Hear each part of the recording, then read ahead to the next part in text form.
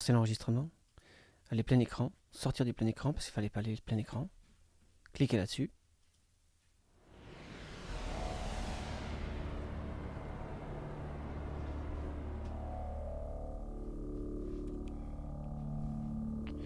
Oxo la terre. Comment ça va les magouillistes? Ça va les magouillistes? Ici, on s'autorise à penser. Bienvenue dans le milieu autorisé où on s'autorise à penser. Nous sommes magouillistes. Et nous allons nous autoriser à spéculer. Spéculons, zébulons, on va faire ça. Parce qu'il n'y a pas de raison, pas non plus... On a le droit quoi. Enfin on a encore le droit pendant un petit moment.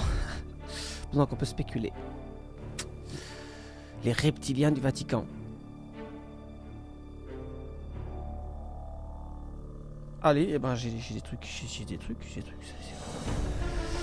On va regarder les trucs. Hein. On va se pencher là-dessus. La Genèse, le livre de la Genèse, les histoires de serpents, tout ça. Genesis, Book of Genesis. Tu vois, la création du monde par Dieu. Puis voilà quoi. Et puis la pomme, le coup de Ève qui mange la pomme, qui la donne à Adam, et puis Dieu qui pète un câble et qui se fout super en colère. Et puis voilà, et ensuite le but c'est de vous montrer cet endroit là, la salle d'audience papale du Vatican, la salle d'audience du pape au Vatican. Et donc mon but c'est de vous parler un peu de ça, de faire un peu du magouillisme autour de ça, parce que j'ai découvert un truc que j'avais jamais vu. Et je sais pas pourquoi c'est pas passé à la télé, parce que moi je trouve ça super cool. J'ai découvert un truc super cool à propos de la salle d'audience papale. Vous savez, c'était bon la musique là, c'était très épique. Hein. Alors, donc il y a une grosse controverse à propos de cet endroit, de cette salle d'audience. Donc c'est la salle d'audience du pape. Là, il y a cette statue derrière. Et voilà. Et alors, si tu veux, il y a une histoire dans la Genèse, la Genèse. Mes copains chrétiens me sautaient dessus. Alors, c'était où? Le serpent était le plus rusé de tous les animaux des champs que Dieu avait fait. Il dit à la femme, Dieu a-t-il réellement dit, vous ne mangerez pas de tous les arbres du jardin? La femme répondit au serpent, nous mangeons du fruit des arbres du jardin. Mais quant au fruit de l'arbre qui est au milieu du jardin, Dieu a dit, vous n'en mangerez point, et vous n'y toucherez point, de peur que vous mouriez.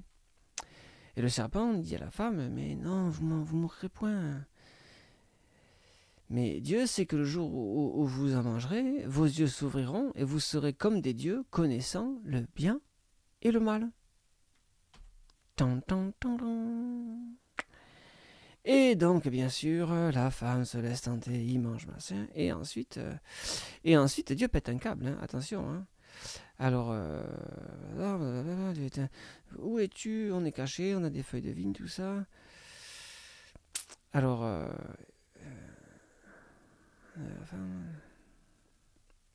l'Éternel, il dit au serpent, puisque c'est comme ça, tu seras maudit entre tout le bétail et tous les animaux des champs, et tu marcheras sur ton ventre. Vous l'avez lu ça? Tu marcheras sur ton ventre. À partir de maintenant, tu pourras plus marcher sur des jambes, et il faudra que tu marches sur ton ventre. Lecture de la Bible. Si c'est une punition de ramper, ça veut dire qu'avant, le serpent, il marchait. Interprétation magouilliste avec plein de raccourcis, on est d'accord. Hein. Je suis d'accord pour les raccourcis. Bon, Dieu finit sa crise, il les chasse, quoi. Il les chasse. Je vous balance ça de façon un peu sarcastique, exprès, pour faire exprès. Donc chez les magouillistes, spéculons, zibulons, il y a quand même des gens qui disent que Dieu il réagit de façon un peu extrême quand même, et que le serpent n'était pas si méchant que ça. Il n'a pas menti, le serpent. Il a dit c'est pas vrai, tu vas pas mourir, tu vas connaître le bien et le mal. C'est pas la même chose. Donc chez les magouillistes, blablabla, vous faites tous les raccourcis que vous pouvez, vous ignorez la science, faites ça dans votre tête. Hein. C'est difficile, c'est pas facile. Hein. Vous acceptez certains dogmes, vous faites du copier et du coller, et donc on pourrait croire quand même qu'il y a des gens qui croient que le serpent c'est pas un méchant. Et chez les magouillistes, on croit que le serpent, il y a des gens qui célèbrent le serpent parce que blablabla, les histoires de reptiliens, c'est fascinant à chercher. Mais c'est pas de ça dont je vais vous parler. Ce dont je vais vous parler, c'est de ça. C'est parce qu'il y a quand même une grosse, grosse controverse autour de la salle d'audience du pape. Pourquoi? Eh bien, à cause de ça. Ça, c'est la salle d'audience du pape. C'est joli, hein, note bien. Et ça, c'est depuis en haut. C'est la salle d'audience papale, mais depuis en haut. C'est quand même intéressant comme format, je dis. Si c'est pas fait exprès, si c'est juste parce que c'est comme ça que ça c'est tombé, c'est un peu dommage. C'est un peu oups, aïe aïe aïe, petite erreur, on n'a pas fait exprès, mais ça ressemble un peu quand même à la tête d'un serpent. Je sais pas ce que vous pensez, mais moi depuis au-dessus comme ça, c'est un peu le triangle de la tête du serpent, je trouve. Hein. Après, tu peux aussi juste dire que c'est un dôme avec des panneaux solaires, mais c'est quand même, ils ont quand même payé des milliards pour faire ça. Donc à mon avis, ils ont dû y penser. Ça c'est Bénédicte. On va parler du reste. Et c'est un peu ça, c'est un peu l'impression que t'as quand t'es dedans. Alors ça c'est un peu du GoPro, c'est toujours un peu des images merdeuses. Ils te font des images au GoPro, tu vois, pour te faire croire que ça ressemble à quelque chose. On va parler de la statue. Enfin, ça c'est la vue depuis au-dessus. Voilà. Tu sais quoi, s'ils avaient vraiment voulu faire, ils auraient pu faire un peu plus carré. Hein. Ils n'étaient pas complètement obligés de faire cette forme-là. Mais enfin, on peut reconnaître. Voilà, ça c'est. Donc ça c'est la salle d'audience papale. Voilà, ça c'est l'impression. Ça c'est mieux comme photo parce que là t'as moins la sensation quand même du GoPro là. Voilà, salle d'audience papale.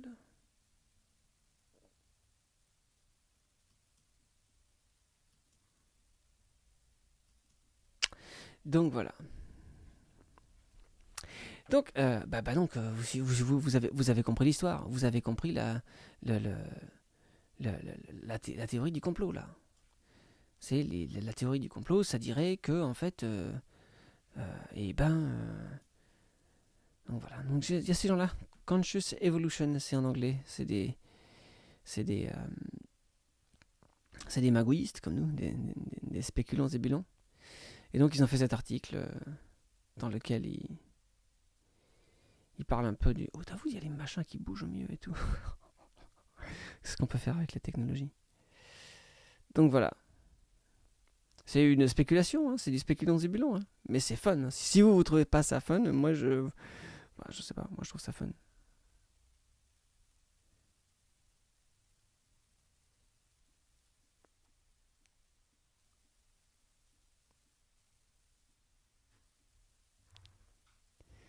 Et après, il y a ça, il y a cette statue dedans. Alors, c'est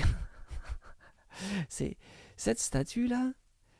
Où est-ce qu'on revient en arrière? Où est-ce qu'on a le. Quelque part par là. Voilà, il y a la statue. Je vais vous montrer là. Il y a une statue dedans. Cette statue-là. C'est intense, ça, comme truc, quand même. Là, tu peux bien voir, il y a la tête de Jésus avec un lambeau derrière. Alors ça, c'est une statue, je me suis documenté à propos de ça. Ça représente Jésus en train de survivre à l'apocalypse nucléaire. Je vous jure que c'est vrai. Hein. Je vous raconte pas des conneries. Ça coûte des millions, une statue comme ça. Hein.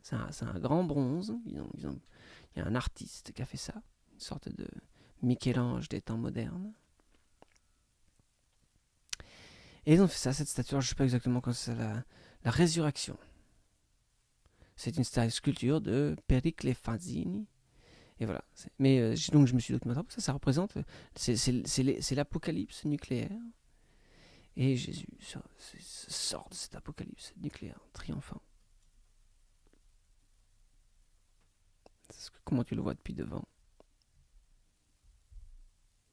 Ils ont bien choisi l'éclairage. Hein. C'est bien éclairé. Hein. C'est du grand show là. Hein. C'est pas la raison pour laquelle tu vois bien la tête de François. Ça a été bien pensé. Là. T'as un mec à droite, un mec à gauche. Ça a été bien pensé. Il est bien au centre, juste en dessous. Et la statue elle est bien éclairée. Ils font attention. Hein. Ils font les choses bien au Vatican. Voilà. C'est comme ça que j'ai l'impression que ça donne depuis derrière. Et je suis sûr que je vais me faire sauter dessus par les cathos qui sont allés là-bas et qui me disent mais non, quand t'es à l'intérieur de la pièce, ça ressemble pas du tout à ça, je suis certain.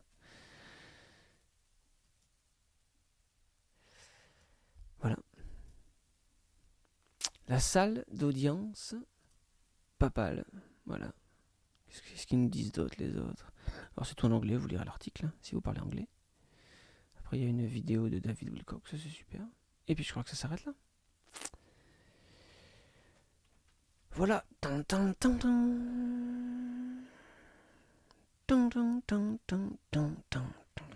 faut de la musique là, il faut de la musique. Attention, fermez la vidéo, fermez la truc, mettre un peu de la musique. Qu'est-ce qu'on a comme musique?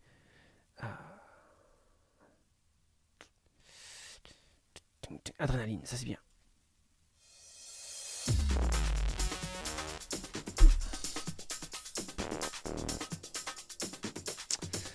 Voilà. Qu'est-ce que tu penses? Toi, le magoïste.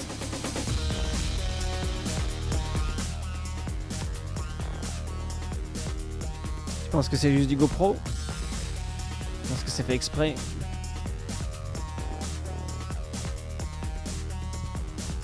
Qu'est-ce que t'en penses?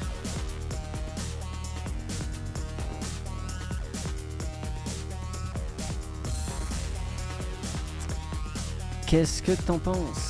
C'est la grande question.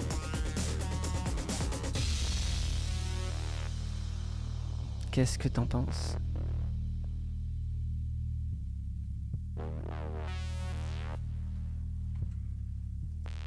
Qu'est-ce que t'en penses? Tu sais ce qui manque dans cet endroit, en fait? Objectivement. Moi, je l'ai bien regardé. J'ai regardé les photos, je les ai regardées. J'en ai regardé plein. Et il y a un truc qui manque quand même. Je vais être honnête avec vous. Dans la salle d'audience papale, ce qui manque, c'est une croix. Il n'y a pas de croix. Juste pour que vous sachiez. Peace and love.